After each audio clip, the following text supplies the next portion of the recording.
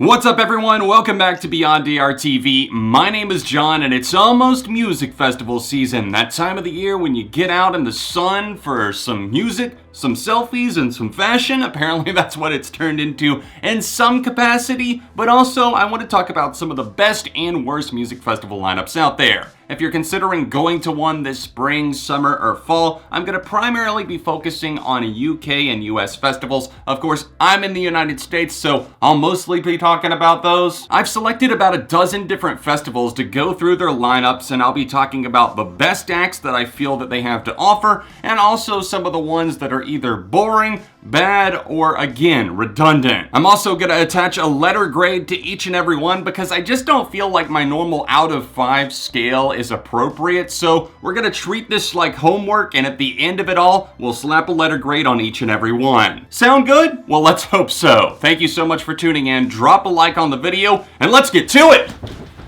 Now, the first lineup that we're going to be taking a look at is Bonnaroo Music and Arts Festival. This takes place in Tennessee, and I've actually attended this festival before. It was back in 2012. I saw the likes of Fun, Group Love, Childish Gambino, Kendrick Lamar, and there were a lot of great acts at the time that were still budding into talent. But in those days, the festival was definitely more unique, and judging by this year's festival, I'm simply not impressed. The highlights for me included Casey Musgraves, The Lonely Island, Walk the Moon, Catfish and the Bottlemen are actually playing there, and I didn't see them on a ton of US festivals, Mac DeMarco, although that's a name that you're gonna see other places too. But on the other hand, you had like Fish playing 3 different sets. And then you've got the Avett Brothers, which are a staple of Bonnaroo in many ways, Fish and the Avett Brothers. That's a typical sound that you would expect, but in other ways, they've just strayed so far. I mean, you've got the likes of Cardi B and other people like Post Malone, which are pretty predictable headliners, I suppose, because most festivals seem to have at least Post Malone booked. And I get that you want to draw in the biggest crowd possible. Festivals are changing and everything like that. But I simply didn't care for this lineup, and I felt it was very stale for a festival that used to be unique. So as far as a rating goes, for Bonnaroo 2019, I'm giving this a C-. Firefly Festival in Delaware is up next. I was actually invited to go to this festival, I believe either last year or the year before, but it didn't end up working out. But I was curious because they've had some pretty damn solid lineups before, and this year I did see some noteworthy names. Headliner Vampire Weekend is of course going to be fun, and I think Panic at the Disco will be too. I haven't seen them in a festival setting before, so I can imagine that would be pretty entertaining. They've got a couple of other names that I wasn't that impressed by, a couple of the big names that you're going to see on all festivals, but they also have some of the smaller acts that I do feel are pretty compelling. That's the problem that I saw with a lot of festival lineups. Like the big names, but the small names, they weren't going to keep you hooked, and I feel like I would just be wandering around during the day. But here, you've got AWOL Nation, you've got Car Seat Headrest, you've got a cool band that I enjoy a whole lot called Naked Giants. Check out their album Slough if you've never heard of them. This looks like a pretty good lineup this year. I'm not overwhelmed, but I also wouldn't be mad if I had the chance to attend. I'm going to grade this one a B-. Oh, I could go on a rant about Coachella for a long period of time, but instead of talking about how people just value the fashion and not the music, I will talk about the lineup because I feel like that's kind of almost like the background. It's just like noise for like social media influencers to go out, pose for photos and say, oh, I'm in the valley, man. I'm out here taking photos. And I really can't get past it. I don't think at this point you could pay me to go to Coachella. Maybe it would almost be like looking at peopleofwalmart.com because I'd be sitting there like, oh, wow, like you don't care about anybody here. I mean, who am I to judge? But you're not even listening to the music, are you? So the background music for Coachella 2019, the playlist, if you will, included a lot of big names like Ariana Grande. You infamously had Kanye West pulling out, which bumped up Tame Impala to be headliner for Saturday night, which is going to be interesting. They do have some smaller groups that I'd be interested in seeing, but I've already seen elsewhere. The Interrupters are there, Turnover, which is cool. I do think that their sound kind of fits with the indie sphere that they're going for, along with the rap-heavy selections. You've got Casey Musgraves, but you can pretty much catch her at any other festival this summer. Billie Eilish, that's a cool name, although I feel like with her popularity blowing up, she should be one of the headliners almost, maybe even replacing Tame Impala, and I love Tame Impala, but still, Soccer Mommy are going to be there, Weezer, the 1975, although they're on like all the festivals too. Gambino is headlining night number 1, and Pusha T and Alice Martin. Those are 2 other names, the 2 not so small, but still, they're on there. I enjoy their music, but overall, this festival, I'm not feeling it. It's getting a D. Many of you are probably wondering which festival I'm attending at this point in the video, because I haven't spoken to that, and I for sure will be attending at least this next one we're going to talk about, because in the past couple of years, I believe the past 3 years, I've gone to at least 1 festival a year, sometimes 2. Well, this year, I will definitely be making the move out to Ohio to go see the Art and Music Festival of Sonic Temple. They're in their inaugural year, and full disclosure, they're actually bringing me out, the people that put on the festival, Danny Wimmer Presents. But as you may have seen on Twitter, I've been excited for this lineup long before I was in contact with them. They reached out to me on a whim because they represent so many festivals like Epicenter, which used to be Carolina Rebellion, which is in my state of North Carolina. You've also got Welcome to Rockville, among others, Louder Than Life, Chicago Open Air. They asked if I'd be interested in going to any of the events, and I said, yeah, Sonic Temple. I saw that lineup and I was instantly drooling. Foo Fighters, they're on my shirt right now. Of course, System of a Down. Both of those bands are on my freaking bucket list, man. Of course I want to be there. The best part for me was that they didn't just focus on those big names, because yes, I'm going to see Ghost. Yes, I'm going to see Hailstorm, The Prodigy, and Bring Me the Horizon. Of course I am. But I also love that they have smaller bands like Boston Manor, Basement, and even Youngblood that I'm definitely going to go out of my way to see. They've got the Pretty Vicious there as well, a UK band that have been tearing it up. Palais Royale are going to be there. Just look at this lineup. It's got metal, it's got alternative, and it's got rock, and they're definitely servicing rock fans in a big way. The crew behind Danny Wimmer Presents are hooking me up with 2 media passes, meaning I'm going to be in the media area. I'm going to be able to go around to the festival pretty much wherever I want to, and it's going to be awesome because I'm going to be making a video about it for you guys so I can report back. And also, I do have a little interview for you guys with the person that actually selects the lineup. We got Gary Spivak, who does the selecting for Danny Wimmer Presents. They're an independent festival producer, and I had to ask him some of the questions about lineup selection because this is such a huge deal. And I wanted to know, my first question to him really was, how did this ball get rolling? You're with Danny Wimmer. How does it go? Have you been stressed out these past few months? Yeah, it's really a 365-day siege here, and 2 bookends, the spring, which is the month of May, and then we have another series of festivals, September, October, and there's things in between that, but that's the core of the business here. Now, you've got a couple of inaugural fests this year, including Epicenter and Sonic Temple. Was it exciting to put together a lineup for something that's going to be so new to people?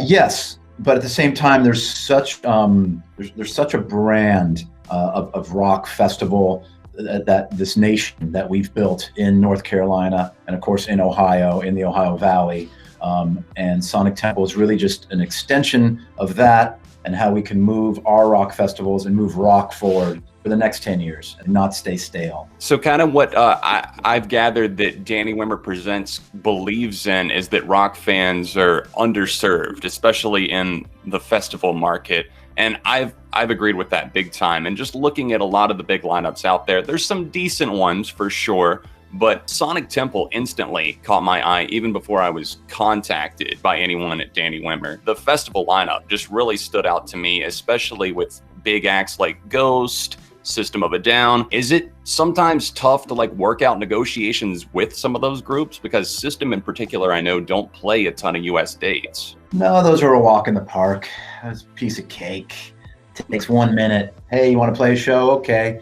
It's the exact opposite. No, it takes a village for when you get bands at those level. Because yes, it's about the members of the band, but they have entire families and teams around them to put on the extravagant rock spectrum that both those bands provide.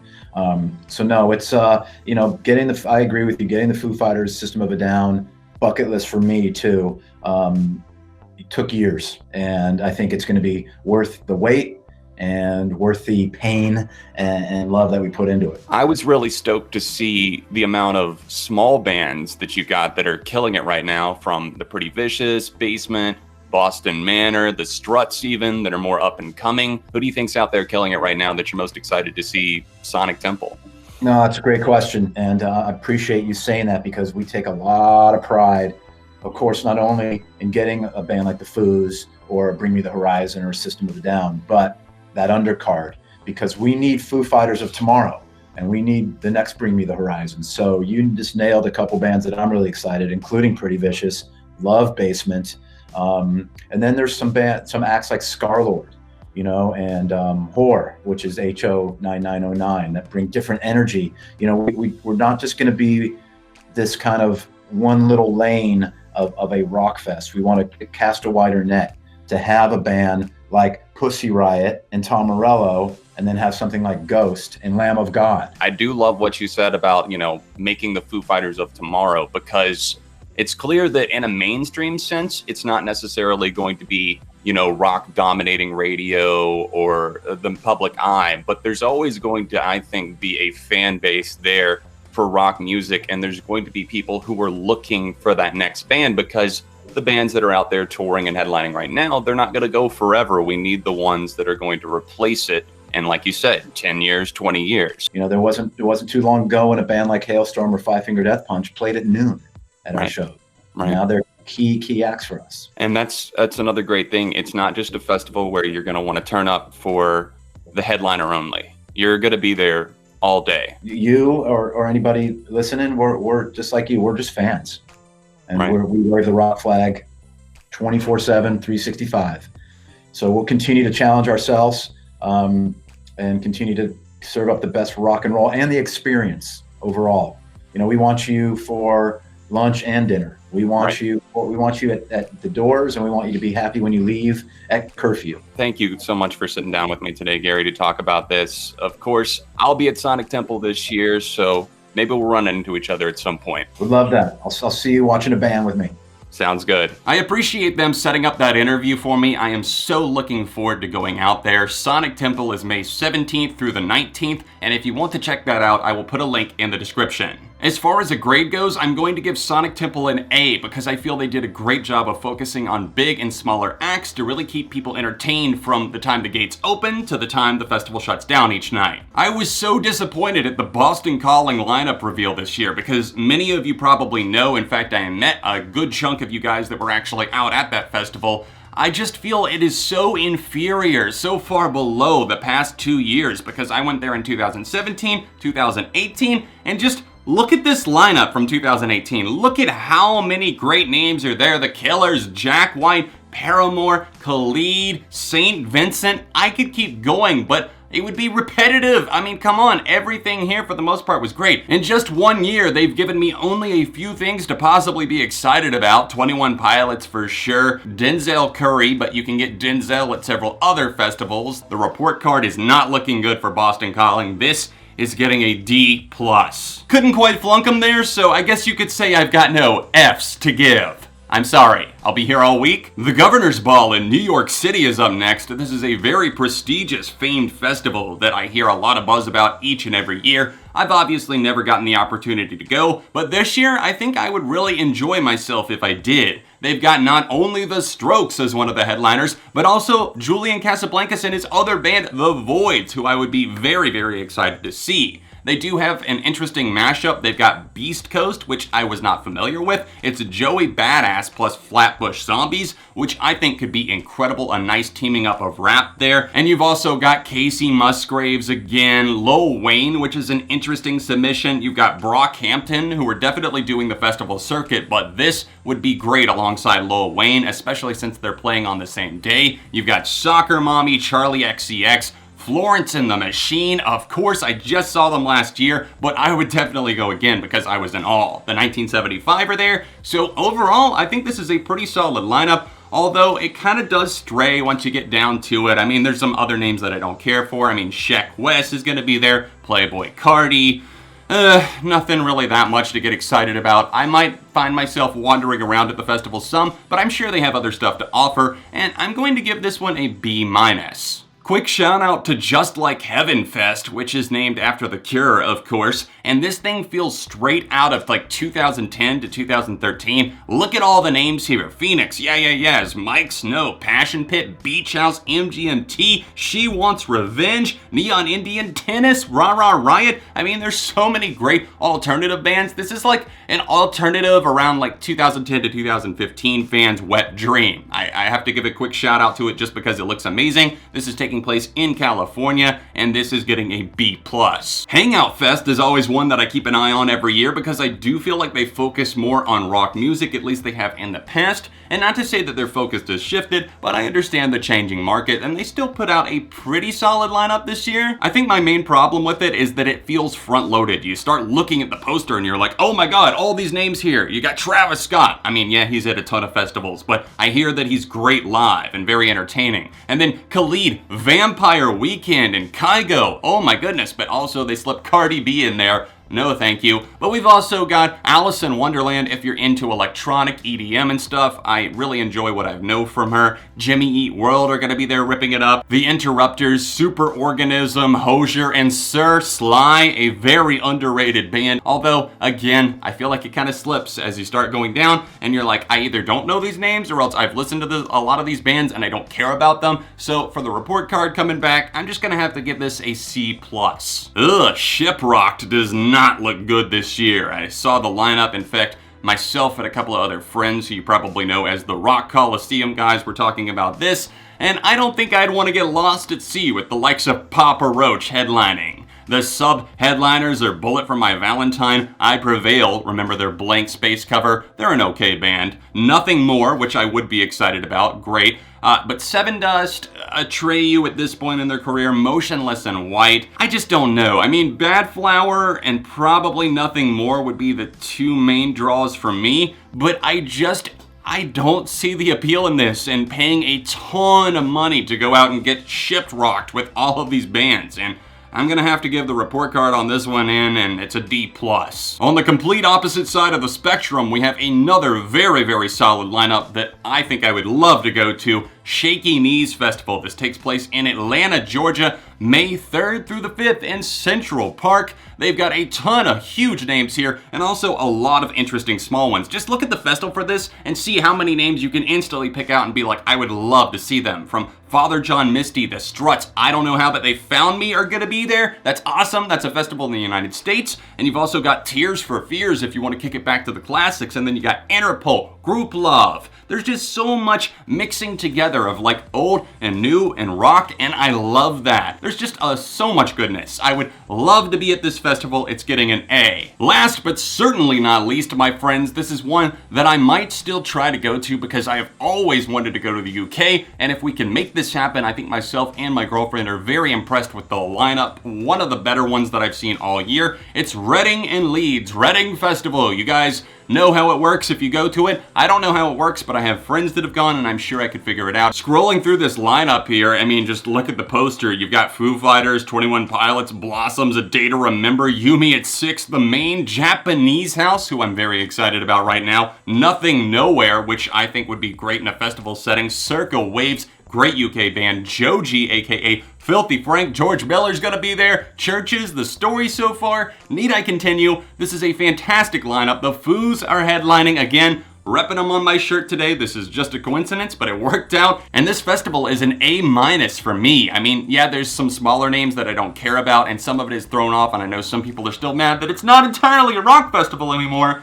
But again, I think it's a very good lineup. Thanks so much for tuning into the video today. Again, I will be at Sonic Temple Festival in Columbus, Ohio between May 17th through the 19th. If you want more info on that, then check the link in the description down below. Of course, thank you to Danny Wimmer Presents, the festival organizer there, for bringing myself and my girlfriend out there. We cannot wait to attend. And there's other festivals that I do hope I make it to this summer and spring, but that's the one that's confirmed right now. Let me know in the comment section down below, what festival are you going to this year? Are you excited by any particular lineup? And obviously, I couldn't talk about everything, and there's more niche festivals like, what is it, Neon Jungle or something like that, and So many others that I just am not particularly interested in myself, but I'm sure you guys might be, so I'll leave a link to a festival guide in the description as well. Don't forget to drop a like on the video while you're here and subscribe to the channel so you don't miss out on more music-related content. Other than that, you can check out a couple of recent videos right here, and of course, my Patreon is in the corner if you would like to help support the channel. So I'll see you soon for more on Beyond ARTV.